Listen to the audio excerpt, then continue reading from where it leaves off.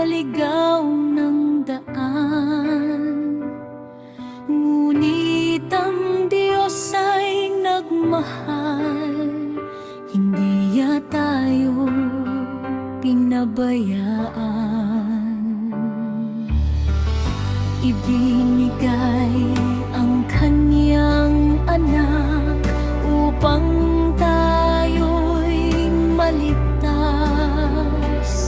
Sa krus siya'y nagdusa, pag-ibig niya'y wagas.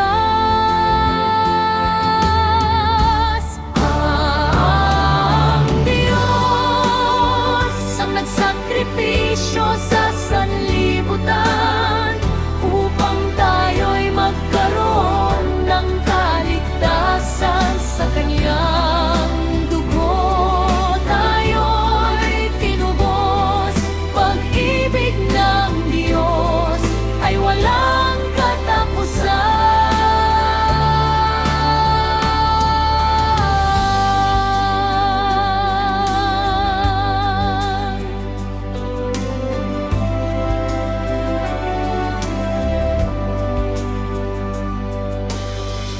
Sa dilim siya ang ilaw, sa hirap siya ang lakas.